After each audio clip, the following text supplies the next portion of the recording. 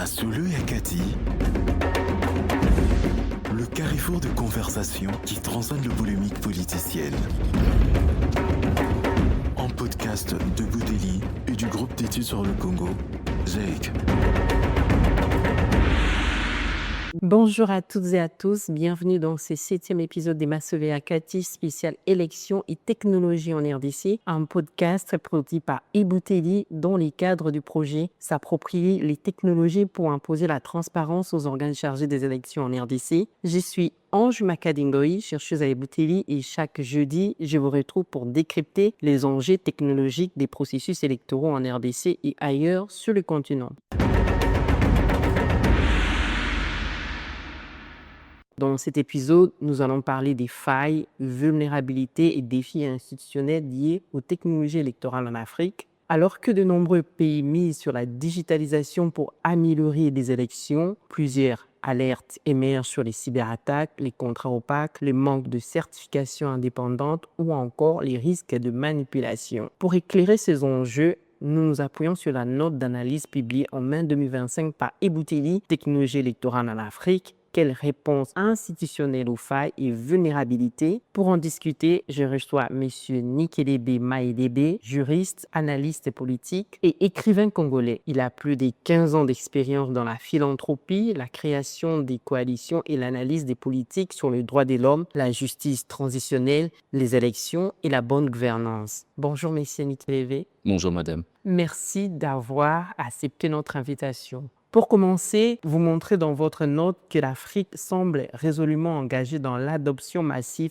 des technologies électorales, mais sans toujours avoir les institutions et instruments techniques pour les encadrer. Comment expliquez-vous ce décalage entre l'enthousiasme technologique et les capacités institutionnelles à encadrer leur usage? Effectivement, l'Afrique est résolument engagée pour l'utilisation de la technologie dans ses élections. Pourquoi? Parce que on part du principe que la technologie a été longtemps perçue comme une panacée qui permettait de répondre à un certain nombre de problèmes constatés lors des élections. Problèmes liés au manque de transparence parfois, à la logistique, à la taille des populations destinées à voter, des problèmes liés à la garantie que le fichier électoral soit crédible. Et donc pour ces raisons-là, il y a des problèmes liés à la rapidité, bien entendu aussi dans la collecte à la fois des résultats, mais leur publication également. Et donc la technologie s'est présentée comme une solution à toutes ces problématiques. D'abord parce qu'elle contribue à améliorer d'une certaine façon la qualité du fichier électoral et la gestion du fichier électoral aussi, en utilisant la technologie, les données biométriques, la machine qui permet un peu plus rapidement à la fois de collecter des éléments mais aussi de les transmettre.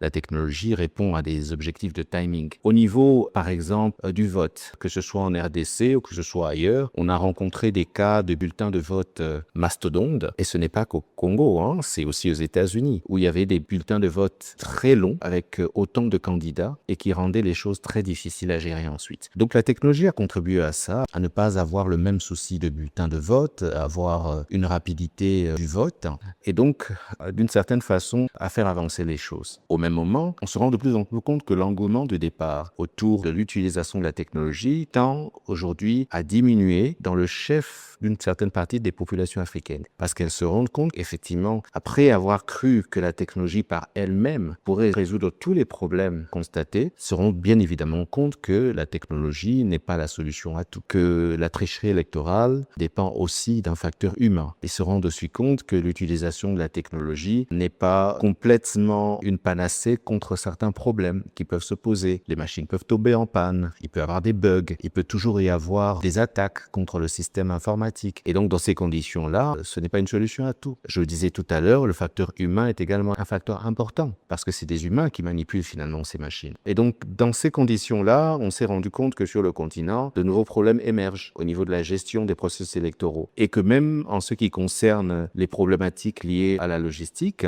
de nouveaux problèmes liés notamment au transport de ce matériel, à leur protection, à leur sécurisation, de l'utilisation de ces machines, des attaques informatiques qui peuvent également exister. Donc, en s'ouvrant à la technologie, les pays africains se sont aussi ouverts à d'autres formes de vulnérabilité. Et par rapport à ces vulnérabilités-là, une nécessité de réponse. Mais sur le terrain, le niveau d'expertise sur la technologie électorale ou les technologies électorales n'est pas la même que l'on soit membre de commission électorale nationale, organe de gestion des élections, ou que l'on soit un député national, un observateur électoral ou un simple citoyen. On se rend compte par exemple que le législateur qui est appelé à réviser les lois électorales pour les rendre plus aptes à répondre aux enjeux électoraux n'est pas nécessairement formé sur les questions de technologie électorale, n'est pas nécessairement au fait des évolutions des questions de technologie électorale et donc est appelé à statuer un peu comme un bateau qui navigue sans savoir exactement où il va. Parlons de la population. La population, elle aussi, elle est utilisatrice, mais n'est pas nécessairement au fait des vulnérabilités quelconques qui peuvent apparaître dans ce système-là, mais elle reste désireuse d'avoir un système électoral qui soit le plus apte possible à protéger leurs votes, mais aussi à faire que les résultats qui sont publiés correspondent à leurs attentes. Et au milieu de tout ça, on a l'acteur politique, le député national, celui qui légifère, celui qui prend des décisions. Et je disais tout à l'heure, il doit être conscient des nouveautés des technologies électorales et la manière dont elles affectent les décisions et se rassurer que la loi soit la plus à même d'encadrer le processus électoral correctement. D'autres questions également se posent. C'est les questions des contrats. Comment est-ce qu'ils sont signés? Les problèmes d'opacité, les problèmes de transfert de connaissances entre les entreprises qui aujourd'hui sont nombreuses à entrer dans ce marché des élections, dans ce business des élections ou dans ce business dans les élections, qui sont nombreuses aujourd'hui et qui viennent avec des produits parfois coûteux, qui nécessitent également un service après-vente en termes d'experts, de consommables, en termes de gestion de software qui entre également en compte, qui coûtent énormément au pays. Quid de la transparence dans la signature de ces contrats? Quid de la transparence et quid du contrôle de qualité de ce matériel? Qui dit qu'un matériel est apte à être utilisé dans une élection sur le continent, en RDC, au Kenya, au Nigeria ou ailleurs? Qui est responsable de certifier la qualité de ce matériel et la possibilité que ce matériel soit utilisé dans une élection précise? Voilà autant de questions aujourd'hui nouvelles qui se posent aux Africains, qu'il s'agisse des acteurs politiques, majorité opposition, des institutions, des assemblées législatives ou de la population elle-même. Les observateurs électoraux, qu'en est-il d'eux? Leur métier change aujourd'hui, mais sont-ils prêts aujourd'hui ou à même aujourd'hui à s'engager dans une observation électorale qui implique la technologie? Ont-ils les outils qu'il faut pour ça? Voilà les nouvelles questions et la donne nouvelle qui s'impose aux acteurs sur le continent africain. Merci beaucoup. On va revenir sur la question des certifications, mais vous soulignez déjà que les cyberattaques, comme celle enregistrée la Commission nationale indépendante, posent un problème majeur. Comment les États africains peuvent-ils anticiper et se protéger contre ces menaces? Il faut savoir déjà qu'aujourd'hui, avec l'usage des technologies, les attaques peuvent venir de partout. Elles n'ont pas de limitation de frontières. Elles ne considèrent pas la souveraineté des États. Une élection au Congo peut être attaquée depuis la Russie. Peu importe l'endroit d'où les attaques viennent, les États doivent être conscients que cette réalité-là existe. La deuxième chose, c'est que les États doivent être conscients que cette réalité existant, il est nécessaire d'avoir des mécanismes les plus optimaux possibles en interne pour garantir que les processus démocratiques des États soient préservés de tout ça. Essayez d'imaginer une élection qui soit manipulée par l'extérieur à souhait. Essayez d'imaginer un système électoral qui soit percé à jour par des hackers, où qu'ils soient. Essayez d'imaginer que des puissances soient en mesure de changer à souhait les résultats d'une élection. Imaginez l'impact que cela pourrait avoir sur la paix, sur la sécurité, sur la souveraineté, sur la stabilité d'un pays. Comprenez que face à ces réalités-là et face à ces risques, les États ont une obligation de prendre conscience des nouveaux enjeux et de se prémunir de tout ça. Alors comment on y arrive? On y arrive d'abord en ayant un matériel, des outils électoraux de qualité. Et pour arriver à ces outils de qualité, on y arrive aussi en mettant en place des politiques de qualité. Des politiques qui partent du principe que ces concepts-là et que ces attaques-là existent et qui établissent des règles qui vont obliger les commissions électorales nationales indépendantes, mais aussi ceux et celles qui d'une façon ou d'une autre interviennent dans le cycle électoral à être regardants sur ce qui est fait. 1. Qualité du matériel qui est acheté et pour la qualité du matériel, donc certification. 2. Garantie que des softwares soient utilisés et garantir aussi qu'un mécanisme de protection de ce matériel soit existant. Il faut également être ouvert à la question de la transparence, tester de façon démocratique, de façon la plus ouverte possible pour garantir que l'utilisation, mais aussi la gestion de ces équipements, de ce matériel électorat répondent à certains standards. Je viens de parler du mot standard. Au niveau de l'Union européenne, il existe des normes qui encadrent le vote électronique et qui prennent en compte justement ces dangers aussi. L'étude insiste sur la nécessité d'établir des normes similaires sur le continent africain, à travers l'Union africaine notamment et ses différentes ramifications, mais aussi au niveau des États eux-mêmes, de prendre en compte un certain nombre de normes et principes qui devraient diriger la question du vote électronique. Il n'y a pas de système électoral qui soit imperméable à toute forme d'attaque ni parfait. Mais parce qu'on est conscient que ce n'est pas parfait, on doit constamment tester et constamment s'améliorer. Voilà l'enjeu. Alors, vous parlez déjà de certification indépendante, des tests. Pourquoi c'est important que les États africains puissent tester et certifier localement les équipements électoraux? C'est important pour des raisons de souveraineté. C'est important pour des raisons d'objectivité et pour des raisons simplement liées au besoin de se rassurer que les équipements soient aptes à être utilisés dans une élection sur le continent africain. Qu'il s'agisse de matériel fabriqué en Inde, en Corée du Sud, aux États-Unis ou en France, il faut se rassurer que ce matériel-là puisse passer sur une élection africaine avec notre climat, avec notre réalité et avec aussi les populations cibles qui sont visées par ces élections-là. Il faut se rassurer que le système mis en place dans cette machine est suffisamment sûr, que les vulnérabilités de ces équipements soient connues et qu'elles soient adressées. Il faut se rassurer que les équipements qui sont utilisés dans une élection africaine ne vont pas planter par rapport à nos propres réalités. Et donc, dans ces conditions-là, il est nécessaire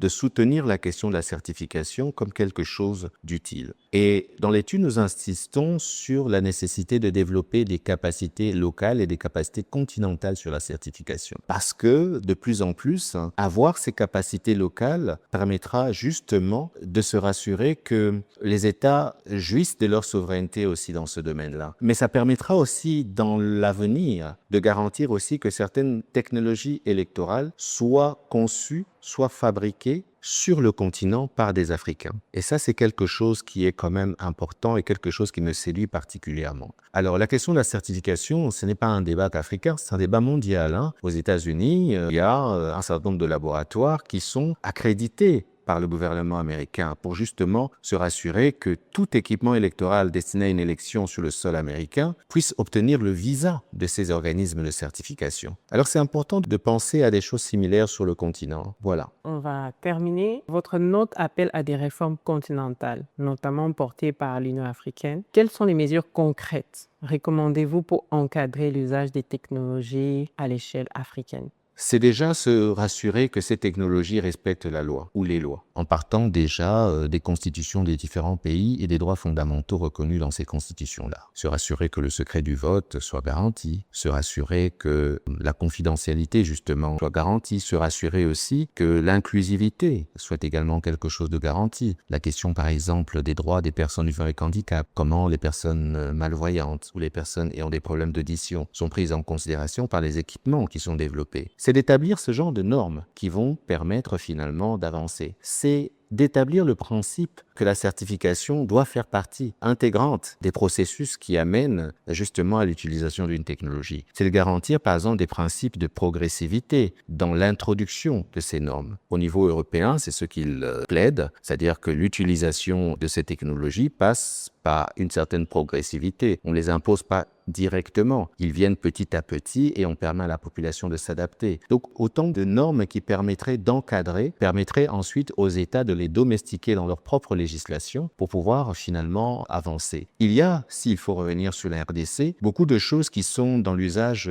commun, mais qui ne sont pas nécessairement dans la loi. Quand on parle d'audit de fichier électoral, on le voit nulle part dans la loi. Mais pourtant, ce sont des bonnes pratiques qui pourraient être intégrées dans la législation. La même chose s'applique justement à l'usage des technologies électorales. Il faut pouvoir justement les encadrer par un certain nombre de normes, les encadrer par un certain nombre de principes qui peuvent être domestiqués par les États dans leur législation et être suivis ensuite et voir comment une élection après une autre, la situation s'améliore, la transparence s'améliore, l'efficacité s'améliore, la rapidité sécurité s'améliore, mais à la fin de la journée, la satisfaction de la population aussi s'améliore et les contestations diminuent parce qu'il y a une confiance qui est établie entre le système qui est mis en place et ceux et celles qui ont la responsabilité justement d'encadrer ce système ou de le mettre en œuvre. Donc cela n'exclut pas la mise en écart d'une technologie. L'objectif ne devrait pas être nécessairement d'aboutir à un refus d'utilisation de la technologie parce qu'en vérité, aujourd'hui, il n'y a pas un pays dans le monde dans lequel un pan de leur processus électoral est géré à travers de la technologie. Si on parle de fichier électoral, la plupart des pays dans le monde, ils utilisent la technologie justement pour la gestion de ce fichier électoral. Donc le débat ne se situe pas à ce niveau-là. Le débat se situe au niveau où, qu'il s'agisse d'utiliser la technologie ou qu'il s'agisse d'en réduire l'utilisation pour certains aspects des processus électoraux, que l'on garantisse que la transparence soit préservée, que l'on garantisse que le système et l'intégrité du système électoral soient préservés pour garantir enfin l'intégrité des résultats pour aboutir à la paix, à la sécurité, à la stabilité des différents pays et la cohésion des peuples. Je pense que c'est à ce niveau-là justement que le débat devrait se poser et qu'il s'agisse d'utilisation de technologies ou de non-utilisation totale ou partielle des technologies, que les différents gouvernements africains prennent conscience de l'importance aujourd'hui que revêt un regard plus pointilleux sur ces sujets-là et de l'importance aussi que revêt le renforcement de capacités à la fois des acteurs, agences de gestion des élections, des acteurs politiques et de la société civile. Et qu'il y ait une forme de coalition au niveau continental autour de ces questions-là.